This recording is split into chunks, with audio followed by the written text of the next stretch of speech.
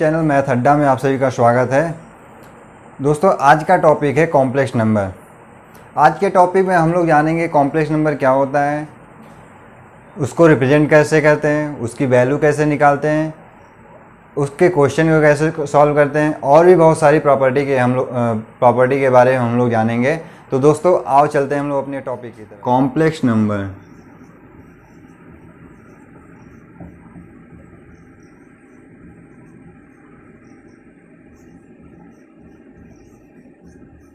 समृद्ध संख्या, इसे हिंदी में हम बोलते हैं समृद्ध संख्या। कॉम्प्लेक्स नंबर जो होता है वो दो पार्टों से मिलकर बना होता है, z equal to a plus i b. एक हमारा रियल पार्ट होता है जिसे हम लोग वास्तविक पार्ट बोलते हैं, दूसरा होता है हमारा इमेजिनरी पार्ट।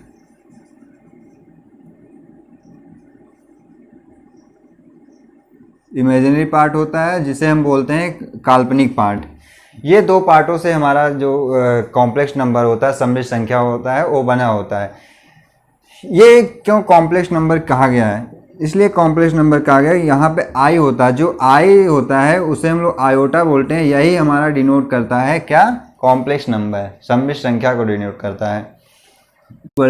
आई की जो वैल्यू होती है, आई इक्वल टू रूट में -1, तो आई का दोनों तरफ स्क्वायर करोगे तो आई इक्वल टू रूट में 1 हो जाएगा, माइनस आई की पावर 4 करोगे तो आई की वैल्यू हो जाएगी 1। यानी जो हमारी आई की वैल्यू होती है, आई इक्वल टू रूट में -1, आई स्क्वायर इक्वल टू रूट -1, क्योंकि स्क्वायर जब करेंगे तो दोनों तरफ का तो रूट हट जाएगा। आई की पावर 4 फिर से स्क्वायर करेंगे, आई की पावर 4 इक्वल टू 1, क्योंकि -1 का स्क्वायर करेंगे तो 1 आएगा। तो इस तरह से जो है आई की वैल्यू हमें यहाँ से मिलती है। यही हमारा जो आई जो है इमेजिनरी नंबर को रिप्रेजेंट करता है, कॉम्प्लेक्स नंबर को रिप्रेजेंट करता है। तो इस पे आधारित कभी कभी सवाल बनते हैं कि आप आई की वैल्यू फाइंड आउट कीजिए। सपोज दैट कभी दे देता है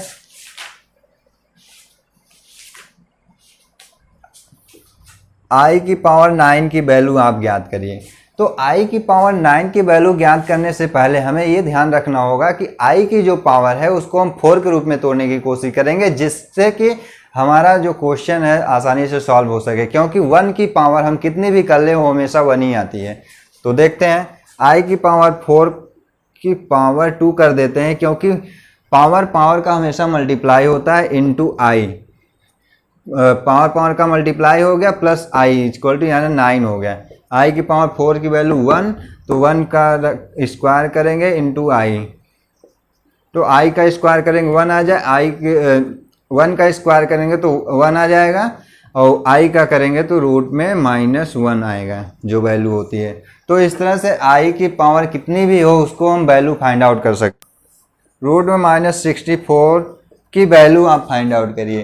तो इसको हम क्या करेंगे, -1 और 64 कर देंगे, और -1 64 को हम 8 स्क्वायर कर सकते हैं, और 8 स्क्वायर की वैल्यू 8 हो गई, क्योंकि रूट में 64 का जब हम वर्गमूल निकालेंगे तो 8 आएगा।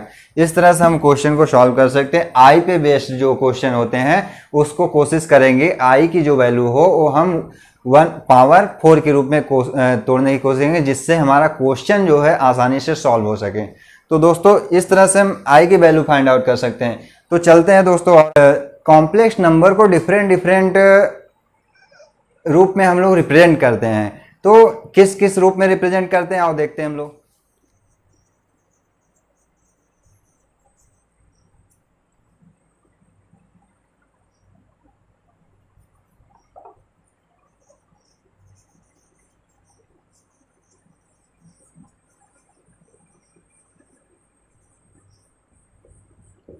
रिप्रेजेंटेशन ऑफ कॉम्प्लेक्स नंबर मतलब समृद्ध संख्या का रिप्रेजेंट कैसे करते हैं, समृद्ध संख्या को डिफरेंट रूप में रिप्रेजेंट कैसे करते हैं। तो आओ देखते हैं किस तरह से हम रिप्रेजेंट करते हैं।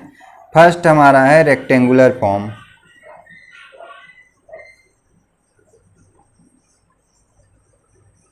Rectangular form z equal to a plus i b. ये रेक्टेंगुलर फॉर्म क्यों बोला गया, आओ हम लोग देखते हैं। जब हम इसका ग्राफिकल रिप्रेजेंटेशन करते हैं तो हमारा जो करेंगे तो ये बी आ गया, ए आ गया, ए आर, ये पी ओ, ये हमारा एक्स एक्सिस को हम लोग बोलते हैं रियल एक्सिस, मतलब वास्तविक एक्सिस। वाई एक्सिस इसको हम बोलते हैं इमेजिनरी एक्सिस, मतलब काल्पनिक एक्सिस। ये होता है हमारा। जब इसका हम रेक्टेंगुलर फॉर्म का जब हम ग्राफिकल रिप्रेजेंटेशन करते हैं तो एक तरह से हमारा एक रेक्टेंगल बनता है, इसीलिए हम लोग इसको क्या बोलते हैं, रेक्टेंगुलर फॉर्म। तो सेकंड चलते हैं, पोलर फॉर्म, जिसे हम बोलते हैं हिंदी में ध्रुवीय रूप। ध्रुवीय रूप दोस्तों क्या होता है, z equal to r cos theta plus i sine theta, ये हमारा ध्रुवीय रूप होता है। ध्रुवीय रूप की वैल्यू हमें निकालने के लिए क्या क्या ध्यान में रखना होगा। आर की वैल्यू अगर हमको मिल जाए और थीटा की वैल्यू निकल जाए, कहीं से हमें मिल जाए, तो हम जो है किसी भी सममित संख्या को ध्रुवीय रूप में कन्वर्ट कर सकते हैं आसानी से। तो हम आर की वैल्यू निकालने के लिए क्या करेंगे, r equal to mod z होता है, मतलब सममित संख्या जेड हो तो उसका अगर हम मॉड ले लें तो हमारा जो है आर की वैल्यू निकल जाएगी। मॉड क्या होता है भी दोस्तों हम आपको बताते हैं। तो मॉड जेड की वैल्यू निकालने के लिए ए स्क्वायर प्लस बी स्क्वायर, यानी ए स्क्वायर कर देंगे प्लस बी स्क्वायर कर देंगे तो हमारी आर की वैल्यू यहाँ से मिल जाएगी। और थीटा की जो वैल्यू निकालने के लिए क्या करेंगे, tan inverse b by a. tan inverse b by a से हम लोग थीटा की वैल्यू फाइंड आउट कर लेंगे और आर की वैल्यू जो है मॉड जेड से हम लोग आर की वैल्यू फाइंड आउट कर लेंगे। तो यहाँ से हमें जो क्वेश्चन है कभी कभी बोलता है आप ध्रुवीय रूप में कन्वर्ट करिए, तो हम आसानी से कन्वर्ट कर सकते हैं। तो यहाँ से हम ध्रुवीय रूप में कन्वर्ट कर लेंगे। तीसरा होता है हमारा ऑर्डर पेयर फॉर्म।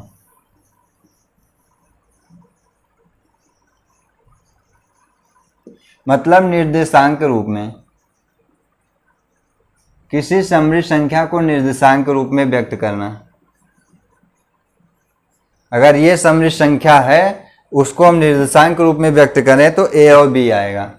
इस तरह से जैसे सपोज दैट किसी ट्रायंगल के वर्टिसेस दिए गए 3 + 2i, इसको हम निर्देशांक रूप में व्यक्त करें तो 3 और 2 हो जाएगा।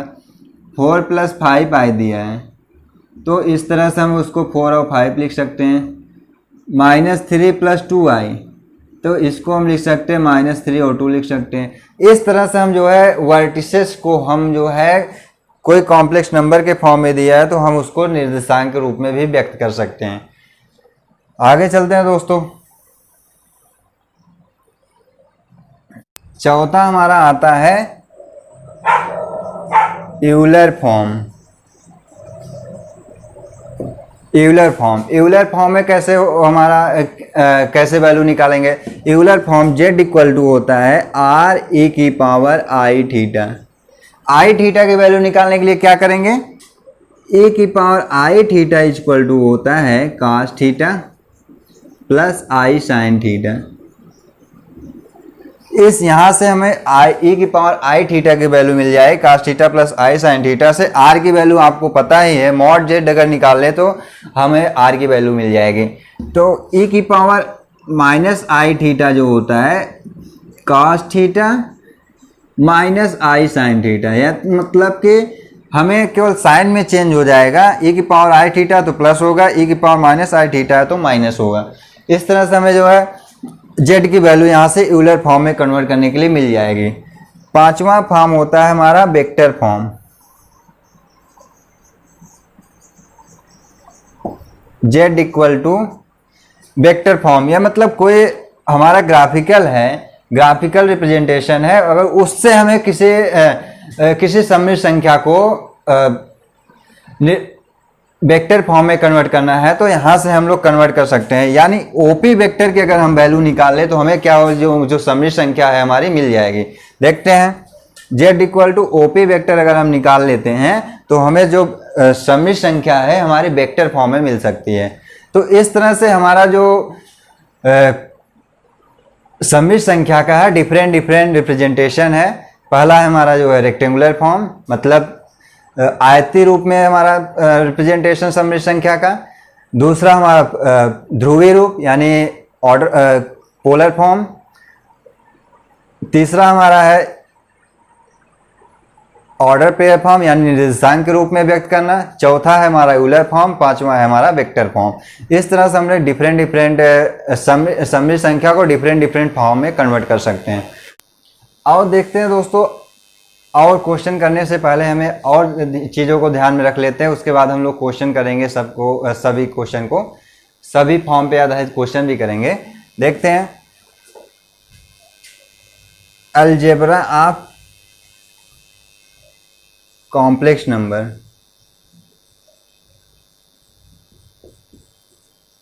मतलब सम्मिश्र संख्या का बीजगणित। सम्मिश्र संख्या का बीजगणित कहने का मतलब क्या है? दो सम्मिश्र संख्याओं को अगर जोड़े तो उसकी वैल्यू क्या निकलेगी, हम उसको कैसे जोड़ेंगे। दो सम्मिश्र संख्या को अगर हम घटाएं तो उसको कैसे घटाएंगे, मल्टीप्लाई करें तो उसको कैसे मल्टीप्लाई करेंगे, डिवाइड करें तो उसको कैसे डिवाइड करेंगे। इसकी हम लोग जो है जानकारी लेंगे, यानी algebra of complex number. Suppose Z1 a plus i b है, Z2 c plus i d है। मान लो दो सम्मिश्र संख्याएं Z1 equal to a plus i b है, Z2 equal to c plus i d है। इस सम्मिश्र संख्या को अगर हम जोड़े तो क्या आएगा हमारा, तो देख लेते हैं। हमेशा देखो, दो सम्मिश्र संख्या को अगर हम जोड़ रहे हैं तो हमेशा रियल को रियल में जोड़ेंगे, इमेजिनरी को इमेजिनरी में जोड़ेंगे। चेक, जोड़ देते हैं। a plus c plus i b plus d. दो सम्मिश्र संख्या को जोड़ेंगे तो मतलब रियल को रियल में, इमेजिनरी को इमेजिनरी में। घटा के देखते हैं, Z1 minus Z2 equal to हो गया a minus c plus i c b minus d. मतलब दो सम्मिश्र संख्याओं को अगर घटाते हैं तो हम घटाने का भी यही रूल है, रियल को रियल को, इमेजिनरी को इमेजिनरी को। तो मल्टीप्लाई करके देखते हैं। मल्टीप्लाई करते हुए ध्यान रखें, मल्टीप्लाई करते हुए हम ऐसा जो है ये रूल फॉलो नहीं होगा कि आप रियल को रियल में मल्टीप्लाई करें, इमेजिनरी को इमेजिनरी में मल्टीप्लाई करें। हमेशा एक सिंपल तरीके से जिस तरह से हम लोग करते हैं उस तरह से हम लोग मल्टीप्लाई करेंगे। चलो देख लेते हैं। a plus i b c plus i d, तो इसको हम मल्टीप्लाई करेंगे तो a c plus i a d plus i b c plus i square b d. ये हो जाएगा हमारा ए सी, आई स्क्वायर की वैल्यू -1 माइनस बी डी हो जाएगा, और यहाँ से हम लोग माइनस कॉमन लेंगे तो a d plus b c हो जाएगा। मतलब अगर दो सम्मिश्र संख्याओं का मल्टीप्लाई करते हैं तो इस तरह से हम लोग मल्टीप्लाई कर सकते हैं। डिविडेंड क्या होगा सम्मिश्र संख्याओं का? दो a plus i b upon c plus i d. दो सम्मिश्र संख्याओं का डिवीजन अगर हम लोग कर रहे हैं तो ध्यान में रखें, पहले हमें सबसे जरूरी बात यह है कि सम्मिश्र संख्या का जो बेस है हमेशा क्या रहना चाहिए, रियल में रहना चाहिए, इमेजिनरी नहीं होना चाहिए। तो रियल में कन्वर्ट करने के लिए क्या करेंगे, हम इसको रैशनलाइजेशन कर देंगे। जब रैशनलाइजेशन करेंगे तो देखो a c minus i a d minus i b c minus i square b d upon c square minus i square d square. और आगे चलो दोस्तों, सॉल्व करते चलते। आई स्क्वायर की वैल्यू कितनी होती है? -1, और माइनस पहले से तो प्लस हो जाएगा, यानी a c plus b d minus i a d plus b c upon c square. I square की वैल्यू कितनी हो गई? -1, माइनस पहले से है तो +1 हो जाएगा, यानी सी स्क्वायर प्लस डी स्क्वायर। अब देख लेते हैं, इसको अलग अलग कर देते हैं दोस्तों। C square plus d square minus i a d plus b c upon c square plus d square. ये हो गया हमारा Z1 बाई Z2। हम दो सम्मिश्र संख्याओं का अगर डिवीजन करते हैं तो इस तरह से कर सकते हैं। ये हमारा था अलजेब्रा ऑफ कॉम्प्लेक्स नंबर। दो सम्मिश्र संख्याओं को जोड़ो तो कैसे जोड़ेंगे, घटाएंगे तो कैसे घटाएंगे, और डिवाइड करेंगे तो कैसे डिवाइड करेंगे, मल्टीप्लाई करेंगे तो कैसे करेंगे। चलो दोस्तों आओ एक आध दो क्वेश्चन करते हैं इस पे।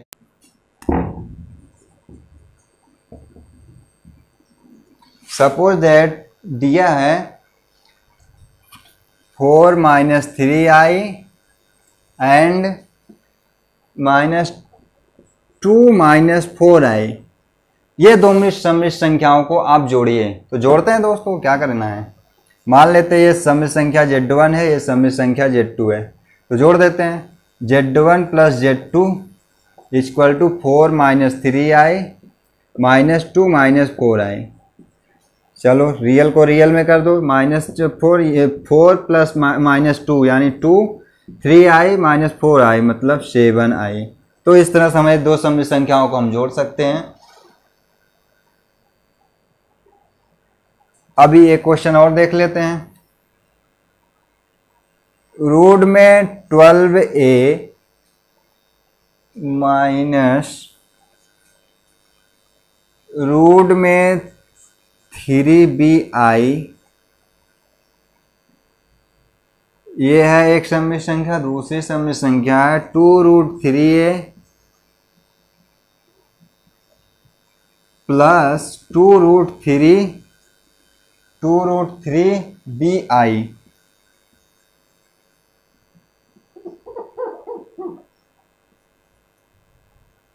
ये दो सम्मिश्र संख्या है, Z1 ये है, Z2 ये है। इस दो सम्मिश्र संख्या को आप घटाइए बोल रहा है। चलो घटा देते हैं यार। Z1 - Z2 = रूट में 12a माइनस रूट में 3bi और माइनस करेंगे तो 2√3a प्लस 2√3bi। ये दो सम्मिश्र संख्याओं को हम घटा देते हैं। चलो देखते हैं आगे। ये करेंगे तो इसको हम ऐसे लिख सकते हैं 3 × 4, क्योंकि 4 3 जा 12 माइनस रूट में 3bi माइनस इधर करेंगे 2√3a माइनस 2√3bi। आओ देखते हैं। इसको करेंगे तो 2√3a हो जाएगा, क्योंकि 4 का जो वर्गमूल निकालेंगे तो 2 आ जाएगा। -√3bi minus 2√3a minus 2√3bi। अब चलो रियल को रियल कर देते हैं। 2√3a माइनस 2√3a यानी दोनों सेम है, साइन डिफरेंट है तो कैंसिल हो गया। ये और ये दोनों जुड़ जाएगा, कितना आ जाएगा, माइनस ये 1 और ये 2, 3√3bi। ये हमारा दो सम्मिश्र संख्याओं का क्या आ गया, घटाना। इस तरह से दो सम्मिश्र संख्याओं को हम घटा के दे सकते हैं। ऐसे बहुत सारे क्वेश्चन हैं, आप करिए। एक क्वेश्चन और कर लेते हैं। 2 + 3i एंड 3 - 2i। ये दो सम्मिश्र संख्याएं हैं, इनको आप जो है मल्टीप्लाई करिए। चलो कर देते हैं। Z1 × Z2 = 2 + 3i 3 - 2i।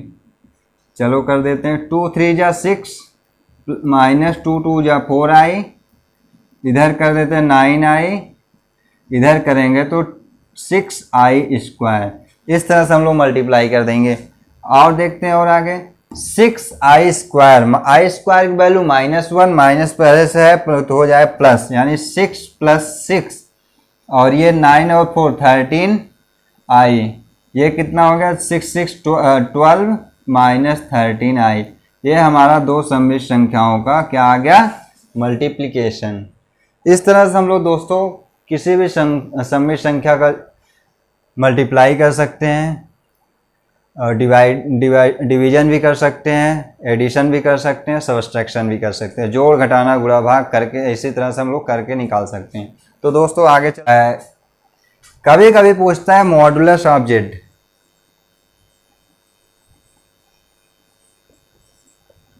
Modulus of Z, मतलब जेड का मापांक कैसे निकालते हैं।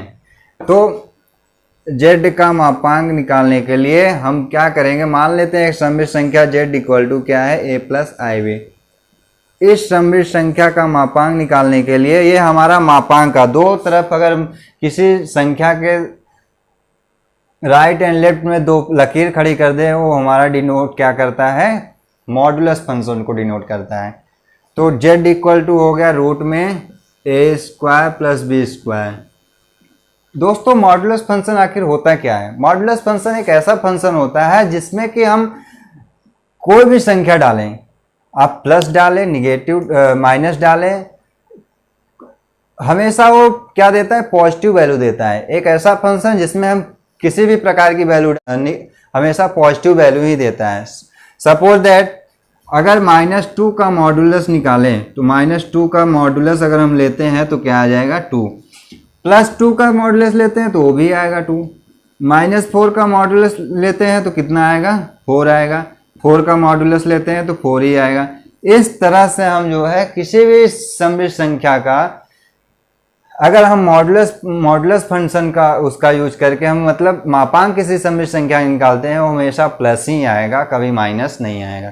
क्योंकि मॉडुलस फंक्शन की यही प्रॉपर्टी होती है कि अगर हम उसको कोई भी संख्या है उसको हम डालते हैं तो हमेशा पॉजिटिव ही पॉजिटिव आएगी।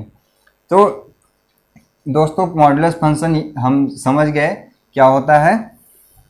तो मॉडुलस किसी सममित संख्या का मॉडुलस निकालना है, तो मापांक निकालना है, तो रूट में a square plus b square कर दो तो हमें मॉडुलस मतलब किसी सममित संख्या का मापांक मिल जाता है, मतलब परिमाण मिल जाता है।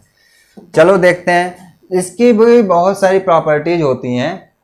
पहले इस पे आधारित क्वेश्चन कर लेते हैं दोस्तों। z1 इक्वल टू मान लेते हैं 3 + 4i है, तो आप इसका मापांक निकालिए, मतलब मॉडुलस फंक्शन निकालिए। तो z बार इक्वल टू कितना हो जाएगा, रूट में 3 का स्क्वायर मतलब a का स्क्वायर यानी 4 का स्क्वायर प्लस यानी b का स्क्वायर। अगर इसको करेंगे 9 + 16 इक्वल टू 25। अब इसका निकालेंगे तो कितना आएगा 5, यानी मॉड जेड यानी सममित संख्या 3 + 4i का जो मापांक होगा कितना होगा, 5 होगा। देखो पॉजिटिव आया, यानी किसी भी सममित संख्या का हम अगर मापांक लेते हो तो हमेशा कितना आएगा, पॉजिटिव ही आएगा, जो भी वैल्यू आएगी पॉजिटिव आएगी। तो इसकी बहुत सारी प्रॉपर्टी होती है दोस्तों, आओ देखते हैं क्या प्रॉपर्टी होती है। सपोज दैट z की पावर n है, तो हम उसको लिख सकते हैं इस तरह से, मॉड z की पावर n लिख सकते हैं। कैसे दोस्तों देखते हैं, क्यों लिख सकते हैं आखिर, इसको सेटिस्फाई करवाते हैं। मान लेते हैं z इक्वल टू 2 है, z इक्वल टू कितना है 2 है, तो और n इक्वल टू कितना है 2 है, z इक्वल टू 2 है, n इक्वल टू 2 है। प्रूफ करते हैं, z की power n module plus function यानी z कितना है 2, n कितना है 2, कितना हो गया 4, 4 का मॉडुलस निकालेंगे, मापांक निकालेंगे तो 4 ही आएगा। अब देखते हैं z की पावर n, 2 रख दो इसमें तो ये आ गया 2, 2 का मॉडुलस कितना आएगा 2 ही आएगा, तो 2 की पावर 2 यानी 4 आ गया। अब एक बार माइनस करके देखते हैं, देखें क्या सही है ये हमारा। तो इस तरह से रखेंगे, -2 का स्क्वायर करेंगे तो 4 आ जाएगा, 4 का मॉडुलस निकालेंगे तो 4 ही आएगा, 4 का मापांक निकालेंगे तो 4 आएगा। अब यहाँ पे रख के निकालते हैं 2 की पावर 2, क्योंकि -2 का मॉडुलस निकालेंगे तो 2 आएगा, 2 की पावर 2 करेंगे तो 4 आ जाएगा। इस तरह से अगर हम लोग किसी भी सममित संख्या का z की पावर n का मॉड लेते हैं, बराबर वो आएगा मॉड z की पावर n के। आगे चलते हैं, z1 और z2 का मॉड अगर हम लेते हैं तो उसको अलग अलग भी लिख सकते हैं, मॉड z1 और मॉड z2। इस तरह से कोई इफेक्ट नहीं आएगा हमारे आंसर में। देख लेते हैं हम लोग। Suppose that z1 equal to ये है और z2 इक्वल टू ये है, मान लेते हैं 3 है। Z1 equal to -2, Z2 equal to 3 है। अब देखते हैं Z1 और Z2 का मॉड लेते हैं तो -2 इंटू 3 कितना हो गया 2 और 6 -6, 6 का मॉडुलस निकालेंगे मापांक नहीं है तो 6 आएगा। अब अलग अलग कर देते हैं -2 का मॉड और 3 का मॉड। अब देख लेते हैं -2 का मॉड अगर हम लेते हैं तो हम 2 आएगा और 3 का मॉड लेते हैं तो 3 आएगा। 3 2 जा 6 यानी देखो सेम आ गया दोनों को वैल्यू। इस तरह से अगर हम करते हैं mod Z1 Z2 equal to mod Z1 mod Z2। और आगे देखते हैं Z1 अपॉन Z2 का अगर हम मॉड लेते हैं तो mod Z1 upon mod Z2 हो जाएगा। इस तरह से हम लोग कर सकते हैं। क्या ये चीज ये सही है? मॉड Z1 है, Z1 अपॉन Z2 का मॉड है तो हम उसको अलग अलग कर सकते हैं। चलो हम चेक करके देखते हैं।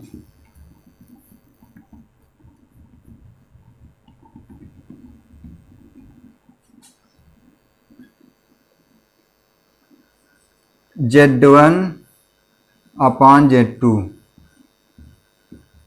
Z1 की वैल्यू -2 है और Z2 की वैल्यू 3 है, यानी -2/3 का अगर हम मॉडुलस लेते हैं मापांक लेते हैं तो 2/3 आएगा। अब इसको अलग अलग करके देखते हैं। Z1 कितना है -2 है अपॉन 3 है। -2 का मॉडुलस लेंगे तो 2 आ जाएगा और 3 का लेंगे तो 3 आ जाएगा, यानी तो 2/3 यानी हम इस तरह से लिख सकते हैं मॉड Z1 अपॉन Z2 का मॉड इक्वल टू Z1 का मॉड इंटू अपॉन Z2 का मॉड। इस तरह से लिख सकते हैं, कोई इफेक्ट नहीं आएगा। देखते हैं आगे दोस्तों। अगर mod Z1 plus mod Z2 अगर लेस ग्रेटर होगा वो Z1 प्लस Z2 के मॉड से। अगर दो सममित संख्या है Z1 और Z2, अगर उसको हम मॉड लेते हैं Z1 का मॉड प्लस Z2 का मॉड, वो हमेशा बड़ा होगा या बराबर हो सकता है किसके? मॉड Z1 प्लस Z2 के। कैसे होगा आके एक बार देखते हैं। मान लेते हैं Z1 इक्वल टू 2 है, Z2 इक्वल टू -3 है। देख लेते हैं Z1 कितना है 2 है, प्लस Z2 कितना है -3 है। सॉल्व करते हैं। 2 का मॉड लेंगे तो 2 ही आएगा मापांक, और -3 का मापांक लेंगे तो 3 आएगा। 3 2 5। और अगर देखते हैं दूसरा भी देख लेते हैं। 2 -3 ये हो गया। देख लेते हैं Z1 plus Z2 equal to Z1 कितना है 2, Z2 कितना -3। -2 में से -3 गए, 2 में से -3 गए -1, 1 का जो मॉडुलस निकालेंगे तो -1 का तो 1 आएगा। तो इस तरह से देख लीजिए, आप देख लो Z1 प्लस Z2 कितना है 5 है, वो क्या है बड़ा है किससे? Z1 प्लस Z2 के मॉड से। इस तरह से हम लोग कह सकते हैं Z1 प्लस Z2 का मॉड ग्रेटर देन होगा Z1 प्लस Z2 के मॉड से। और देखते हैं दोस्तों Z1 माइनस Z2 का मॉड जो है लेस देन होगा Z1 माइनस Z2 के मॉड से। मतलब mod Z1 minus mod Z2 अगर हम करते हैं तो वो हमेशा कम हो या बराबर आ सकता है किसके? Mod Z1 minus mod Z2 के। इसको भी एक बार चेक कर लेते हैं। Mod Z1 minus mod Z2 equal to mod Z1 कितना है 2 माइनस मॉड Z2 कितने है -3। तो 2 का मॉड लेंगे 2 आएगा, -3 का मॉड लेंगे तो 3 आएगा, यानी -1। Z1 माइनस Z2, Z1 कितना है? Z1 है हमारा 2, Z2 कितना है -3 और 3 माइनस पहले से है तो 3 हो जाएगा, यानी 5 का हम अगर मॉड लेते हैं तो 5 ही आएगा। इस तरह से हम लोग लिख सकते हैं mod Z1 minus mod Z2 वो हमेशा छोटा या बराबर हो सकता है किसके? मॉड Z1 माइनस Z2 के। इन दोनों इक्वेशन को हम लोग क्या बोलते हैं? Triangle inequality.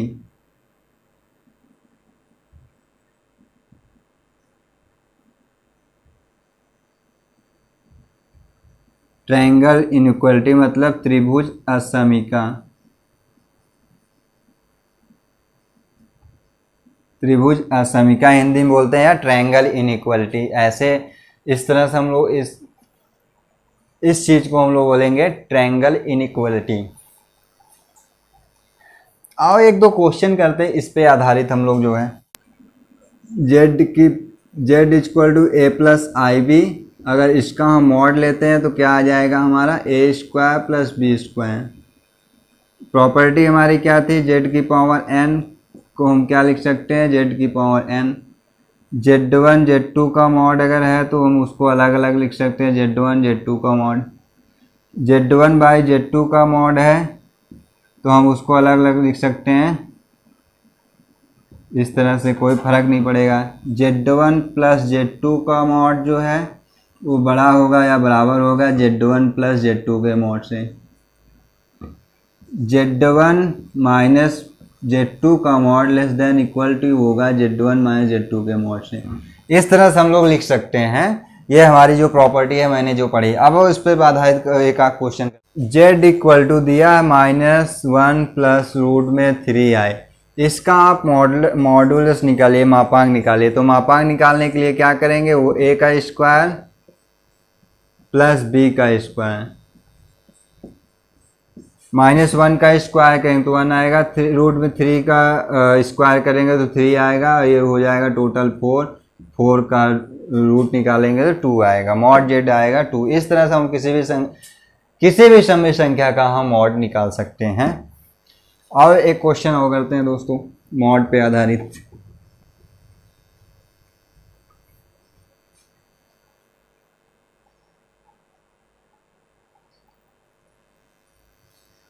x plus i y equal to root में a plus i b c plus i d. तो a square plus b square equal to root में a square plus b square upon c square plus d square. अगर बोल रहा है एक सममित संख्या z x plus i y equal to root में a plus i b upon c plus i d है, तो आप प्रूफ करके दिखाओ a square plus b square equal to जो होगा रूट में कितना होगा, x square plus y square equal to कितना होगा, रूट में a square plus b square upon c square plus d square. इस तरह से हम लोग आपको प्रूफ करना है। और प्रूफ करते हैं, x plus i y a plus i b upon c plus i d. दोस्तों क्वेश्चन को सॉल्व करने, कोई भी क्वेश्चन आप सॉल्व कर रहे हैं तो एक अंदाज़ा लगाए इस क्वेश्चन को कैसे सॉल्व किया जा सकता है। एक आप ये अंदाज़ा जरूर लगाएं, क्योंकि इससे क्या होगा, हमें क्वेश्चन को हल करने में आसानी होगी। क्योंकि बहुत क्वेश्चन को हल करने के बहुत सारे तरीके होते हैं, लेकिन आंसर जो है हमारा एग्जैक्ट किस तरह से आप हल करते हो उस तरह से आता है। तो क्वेश्चन को करने से पहले यही ध्यान रखना होगा कि हम किस तरह से करें क्वेश्चन का आंसर हमें जल्दी मिल जाए। क्योंकि क्वेश्चन तो बहुत तरह से लेंदी भी तरीके से हल किए जाते हैं, सिंपल तरीके से भी हल किए जाते हैं, तो ध्यान रखें इस बात का। चलो देखते हैं हम क्या करेंगे। इस सममित संख्या का दोनों तरफ का मॉड लेंगे। दोनों तरफ का मॉड लेने से ये होगा कि कोई इफेक्ट नहीं आएगा। दोनों तरफ हम मल्टीप्लाई करें, डिवाइड करें, मॉड ले लें, कोई भी चीज़ करें, दोनों तरफ हम करते हैं तो कोई इफेक्ट नहीं आता हमारे क्वेश्चन में। चलो देखते हैं। इसका मॉड लेंगे तो x square plus y square root में हो जाएगा, root a square plus b square का root upon c square plus d square का रूट। इस तरह से हो गया। दोनों तरफ का रूट है, दोनों तरफ का रूट हम हटा सकते हैं, या क्या कर देते हैं, दोनों तरफ का स्क्वायर कर देते हैं। दोनों तरफ का स्क्वायर करेंगे तो यहाँ का रूट हट जाएगा, x square plus y square equal to root में आ जाएगा, इधर भी रूट एक तरफ हट जाएगा, ये आ जाएगा रूट में a square plus b square upon c square plus d square. हम इसको ऐसे भी लिख सकते हैं, a square plus b square upon c square plus d square. तो देखते हैं, तो x square plus y square root में a square plus b square upon c square plus d square. इस तरह से हम क्वेश्चन को हल कर सकते। कॉन्जुगेट ऑफ जेड,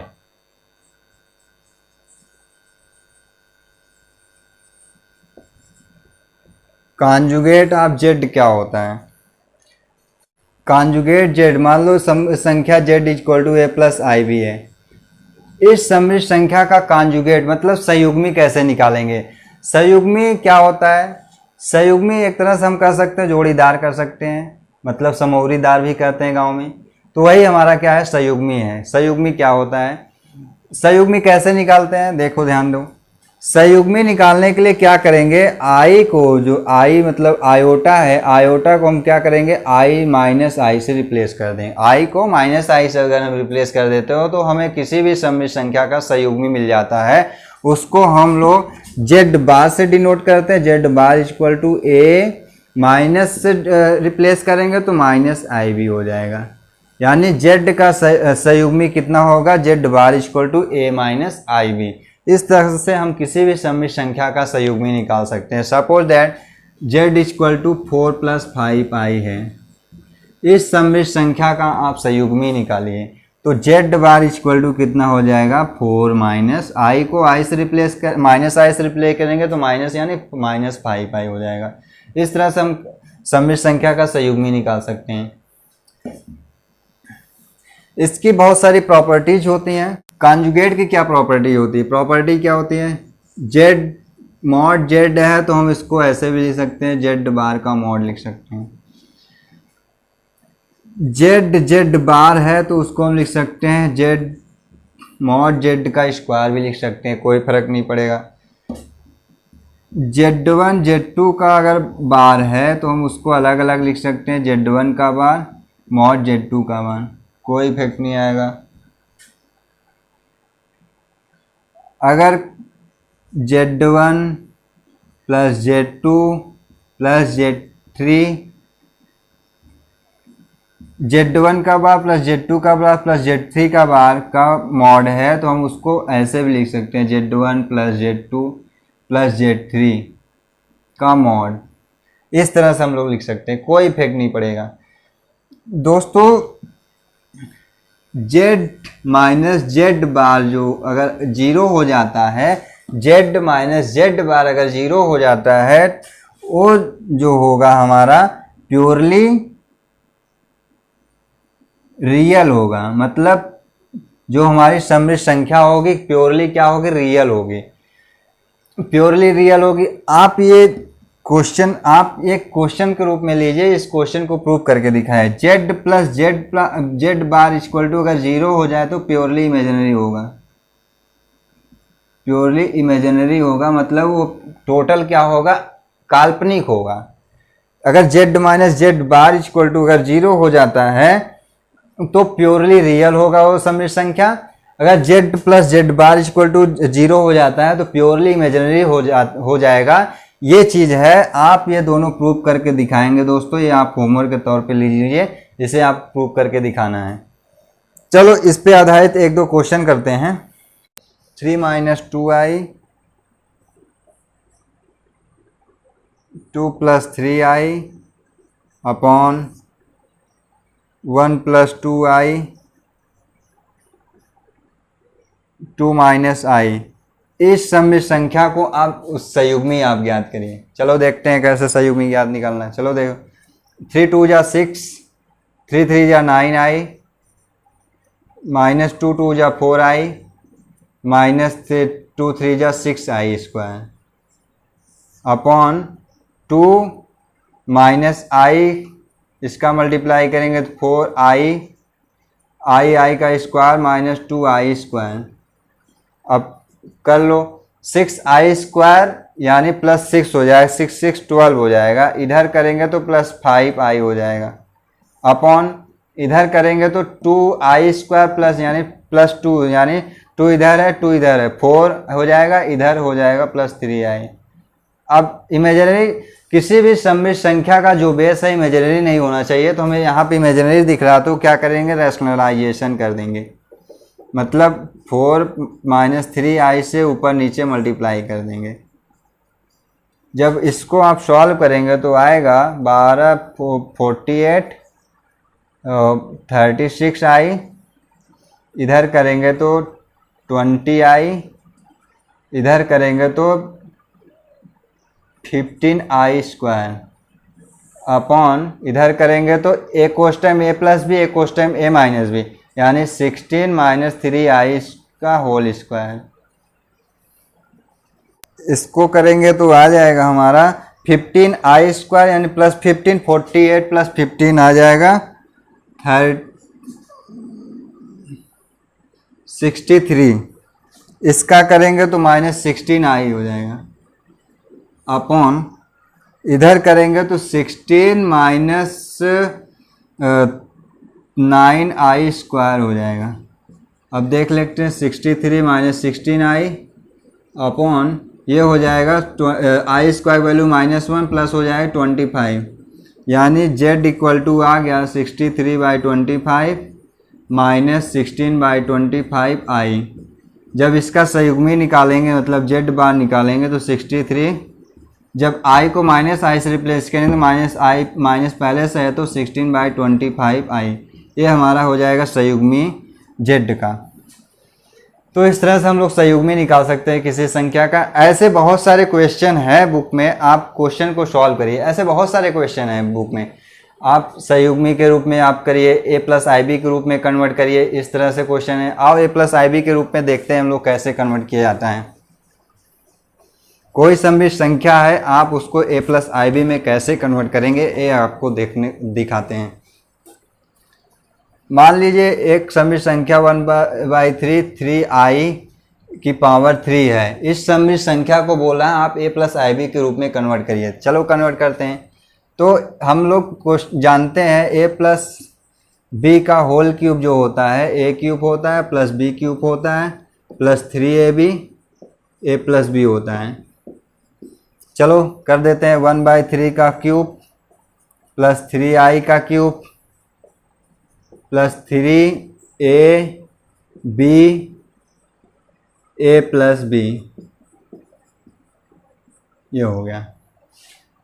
इसका 27 हो जाएगा प्लस 27i³ हो जाएगा, 3 कैंसिल हो जाएगा प्लस 3i का जब हम अंदर मल्टीप्लाई करेंगे 1/3 से तो 3i हो जाएगा, प्लस 3i का जब अंदर मल्टीप्लाई करेंगे 3i से तो 9i² हो जाएगा।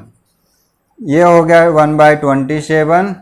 i³ को हम ऐसे लिख सकते हैं 27i² into i plus i, और इसको हम लिख सकते हैं -9, क्योंकि i² की वैल्यू कितना -1। तो इसको हम करेंगे सॉल्व तो 242/27 आएगा। इसको 27i² वैल्यू -1 यानी -27i प्लस i, जब इसको हम सॉल्व करेंगे तो 242/27 -26i। इस तरह से आप देखिए जो है a+ib के रूप में हमारा कन्वर्ट हो गया।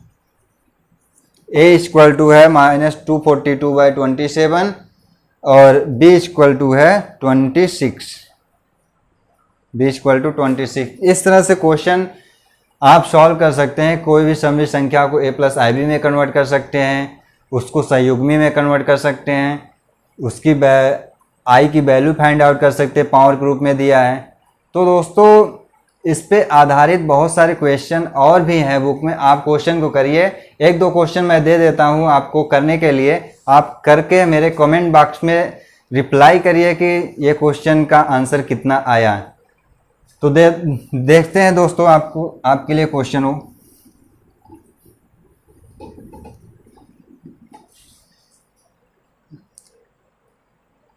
एक क्वेश्चन है दोस्तों, a+ib इक्वल टू x+i का whole square upon 2x² plus 1 का होल स्क्वायर। अगर है तो आप प्रूव करिए कि a² plus b² equal to x² plus 1 का whole square upon 2x² plus 1 का होल स्क्वायर। कह रहा है एक सममित संख्या है a+ib इक्वल टू x+i का whole square upon 2x square plus 1 का होल स्क्वायर, अगर ये है तो आप ये प्रूव करके दिखाए a square plus b square equal to x square plus 1 का whole square 2x square plus 1 का होल स्क्वायर। ये आप क्वेश्चन करके दिखाए। मतलब कक्षा 1 की बुक में बोला जाता था ना तुम भी करो, तो वही वाला यहाँ भी सवाल है, आप भी करिए इस क्वेश्चन को। और एक क्वेश्चन मैंने दिया था z minus z bar equal to अगर 0 हो तो प्योरली रियल होगा। रियल होगा ये आप प्रूव करके दिखाएं, मतलब प्योरली वो जो सम्मिश्र संख्या होगी वो वास्तविक होगी, आप करके दिखाएंगे। z plus z bar equal to अगर 0 हो तो प्योरली इमेजिनरी होगा, ये भी आप प्रूव करके दिखाएंगे। अगर नहीं आएगा तो हम तो है ही हैं। तो इस तरह से 3 क्वेश्चन है, आप इन क्वेश्चनों को प्रूव करके दिखाना है। तो दोस्तों आज के लिए यहीं तक, नेक्स्ट क्लास में हम फिर से मिलेंगे इसके आगे से। तो दोस्तों